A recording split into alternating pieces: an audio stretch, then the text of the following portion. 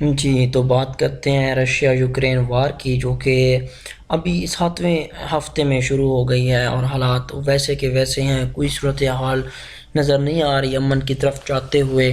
تو آج کی جو نیوز ہے وہ انٹرنیشنل نیوز کے مطابق جو یہ واقعہ پیش آیا ہے، رشیا یوکرین پر بحری حملے کی قیادت کرنے والے روس کے بحیرہ اسود کی فلیگ شپ کو ایک دھماکے سے شدید نقصان پہنچا ہے، اور سرکاری میڈیا نے جمعرات کو یہ بھی رپورٹ کیا کیونکہ ماسکو نے کیف کے کمانڈر سینیٹر پر حملے کی مذمت دی تھی۔ جنگ اپنے 7ویں ہفتے میں داخل ہو چکی ہے۔ جنگ اپنے 7ویں ہفتے میں داخل ہونے کے ساتھ امریکی صدر جو بائیڈن نے $800 ملین فوجی امدادی پیکج کا بھی اعلان کیا ہے، جس میں ہیلی کاپٹر اور بختر بند جہاز بھی شامل تھے۔ اب دیکھیں اور اس کے علاوہ جو دی نیوز کا کہنا ہے کہ اور بین الاقوامی پراسیکیوٹرز نے یہ کہا ہے کہ تنازع یوکرین کو جرائم کے منظر میں تبدیل کر دیا ہے۔ یہ تجویز کرتا ہے کہ ذمہ داروں کو ایک دن قانونی کارروائی کا سامنا کرنا پڑ سکتا ہے۔ ماسکو میزائل کروزرز کو نقصان آگ کے نتیجے میں گولہ بارود کے پھٹنے سے ہوا۔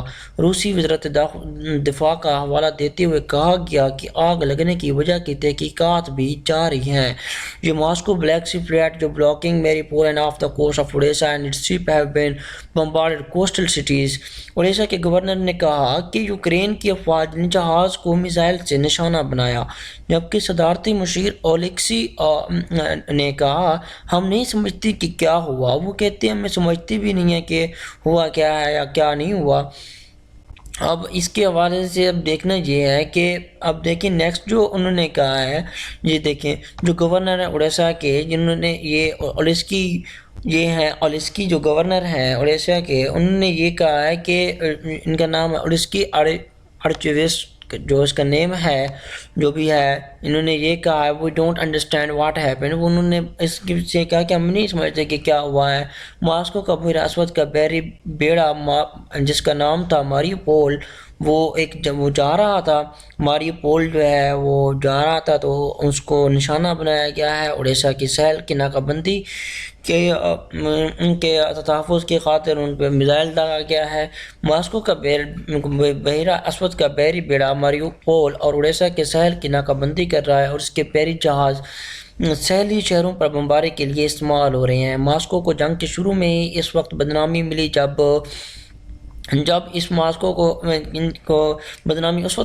اس نے اسٹریٹجک سانپ آئی لینڈ کا دفاع کرنے والے یوکرینی سرحدی دستوں کو ہتھیار ڈالنے کے لیے بلایا، صرف اس سے انکار کر دیا گیا۔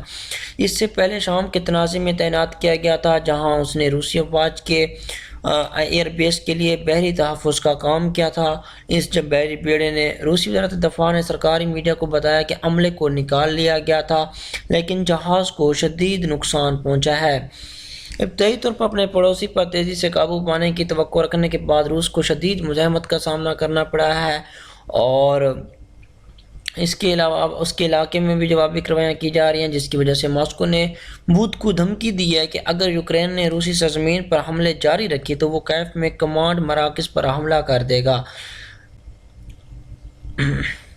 تو اس کے علاوہ اس انتباہ نے کیف میں خطرے کی گھنٹی کو جنم دیا، جو دارالحکومت کو محفوظ بنانے میں ناکام رہنے کے بعد روسی افواج کے علاقے سے انخلاء کے بعد کچھ مہلت کا سامنا کر رہا تھا۔ یہ خیال کیا جاتا ہے کہ ماسکو اپنے جنگی اہداف کو جنوب اور مشرق کی طرف مرکوز کر رہا ہے۔ یوکرین کے حکام نے مشرقی ڈونباس کے علاقے میں خون ریزی اور نئی جھڑپوں کے بارے میں خبردار کیا ہے۔ بدھ کو امریکہ کی طرف سے بھی یہ کہا گیا ہے کہ امریکہ کی طرف سے بھی اعلان کردہ امدادی پیکج میں بختر بند اور عملہ بردار جہاز اور ہیلی کاپٹر شامل ہیں۔ نیز کچھ ساز و سامان واشنگٹن نے پہلے جوہری ہتھیاروں سے لیس کر کے انہوں نے بھیج دیا تھا۔ اب دیکھنا یہ ہے کہ امریکہ نے جہاز بھیج دیا ہے یوکرین، اور اس کے علاوہ واشنگٹن نے پہلے جوہری ہتھیاروں سے لیس روس کے ساتھ تنازع بڑھنے کے خوف سے یوکرین بھیجنے سے انکار کر دیا تھا۔ پینٹاگون نے کہا کہ وہ یوکرین کو ایسے ہتھیار جو ہے وہ فراہم کرے گا جس سے کیا ہوگا، تھوڑا زیادہ رینج اور فاصلہ دے، کیونکہ ملک تشدد میں اضافے کی تیزی کر رہا ہے۔ اور اس کے علاوہ اقوام متحدہ نے بدھ کو 40,000 سے زیادہ متوقع حملے سے فرار ہونے کی ہونے کی مایوس کن کوشش میں 24 گھنٹوں میں ملک چھوڑ دیا ہے۔ اس تنازع سے شروع ہونے کے بعد بیرون ملک بے گھر ہونے والوں کی تعداد 4.6 ملین تک پہنچ گئی ہے، جس کی وجہ نہ پانی ہے، نہ بجلی ہے، نہ گیس ہے۔ متوقع روسی حملہ مقبوضہ کرائمیا سے ڈونباس تک ایک غیر منقطع کوریڈور بنانے کی ایک واضح کوشش ہے، جہاں روسی حمایت یافتہ علیحدگی پسند ڈونیٹسک اور اس کے علاوہ جو لوگانسک کے علاقوں کو کنٹرول کرتے ہیں۔ اس دھکے کے ایک حصے میں ماروپول کی کلیدی جنوبی بندرگاہ پر قبضہ کرنا شامل ہے، جسے یوکرینی افواج نے اپنے قبضے میں رکھنے کے لیے جدوجہد کی ہے، اور جہاں صدر ولادیمیر زیلنسکی کے اندازے کے مطابق 10,000 شہری جو ہیں اس میں ہلاک ہو چکی ہیں۔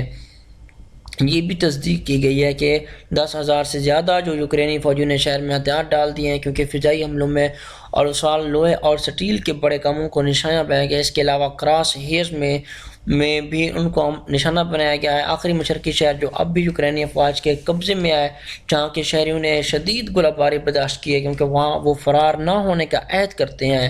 جنگ شروع ہونے کے بعد سے تقریباً 400 شہری جو ہیں وہاں دفن ہو چکے ہیں۔ لوگانسک علاقے کے یوکرین کے گورنر سرگی گیڈے کے مطابق مقامی لوگ اب روسی حملے کی شدت سے انتظار کر رہے ہیں۔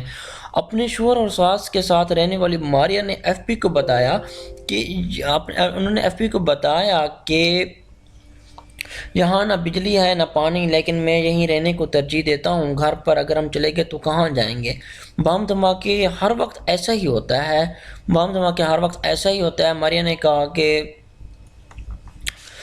دھماکوں کی آوازیں دور تک گرج رہی ہیں اور ہمارے شہری مارے جا رہے ہیں۔ ان علاقوں میں جہاں سے روسی افواج کا انخلا ہوا ہے، حکام اور شہری جو رہائشی علاقے کے لوگ ہیں ایک دوسرے کے ساتھ کی تباہی کی حد تک جوڑ رہے ہیں، اور اس میں ہیگ میں جو قائم ہوا ہے بین الاقوامی فوجداری عدالت جو حقوق کی خلاف ورزیوں سے نمٹتی ہے، نے تفتیش کاروں کو یوکرین روانہ کر دیا ہے، اور انہوں نے یہ بھی کہا ہے کہ تفتیش کاروں کو جب روانہ کیا ہے اور انہوں نے کہا صحافیوں کو بتایا یہ ملک جرائم کا منظر بن چکا ہے۔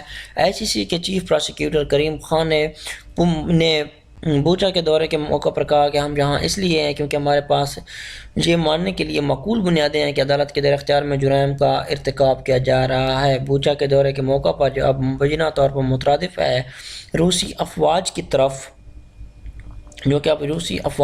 مترادف ہے اور روسی فوجیوں کی طرف سے ارتکاب کیا جا رہا ہے، اس کی وجہ ہے۔ اس کے بعد انہوں نے یہ بھی کہا ہے بوچا میں حکام کا یہ کہنا ہے 400 سے زائد افراد مردہ پائے گئے ہیں، جن میں سے 25 ریپ کے واقعات بھی رپورٹ ہوئے ہیں۔ علاقائی پراسیکیوٹر اینڈی ٹیکاچ نے کہا کہ قریبی گوسٹمیل میں اور 400 تک لوگ لاپتہ ہیں۔ اے ایف پی نے درجنوں لاشوں کے تھیلے دیکھے جو ریفریجریٹر لاری ٹریلر میں بھرے ہوئے تھے، کیونکہ وہ دو دیگر لاشوں کا انتظار کر رہے تھے۔ ٹرک لوڈ کرتے ہوئے اگوار کارپوریشن نے کہا کہ ہمارے شہریوں کو قتل کر دیا گیا ہے اور ہمیں ہر شخص کو صحیح طریقے سے دفن کرنا چاہیے۔ یوکرینی حکام کا کہنا ہے کہ روسی فوجی ان علاقے میں شہریوں کو قتل کرنے کا سلسلہ جاری رکھے ہوئے ہیں جن پر ان کا قبضہ ہے۔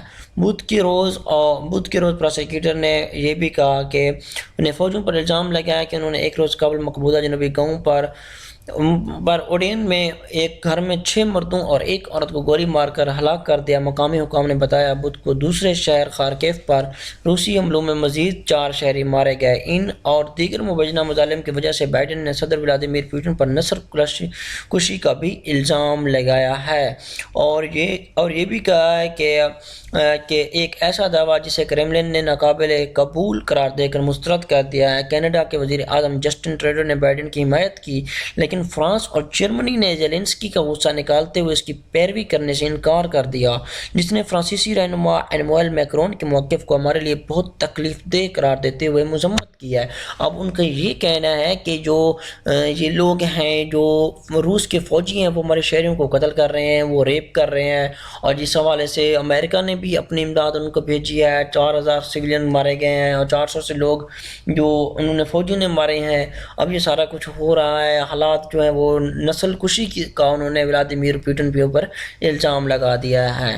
تو ہم امید کرتے ہیں کہ حالات بہتری کی طرف جائیں گے، اور امید کرتے ہیں کہ جو عالمی عدالت ہے انہوں نے اپنی پروسیکیوٹرز کو بھیجا ہے، اپنی ٹیم کو بھیجا ہے تاکہ وہاں دیکھیں اور وہاں پہ جائزہ لیں اور تفتیش کا دائرہ کار آگے بڑھائیں۔ شکریہ، یہ ہے آج کی تازہ ترین صورتحال جو کہ روس اور یوکرین کے حوالے سے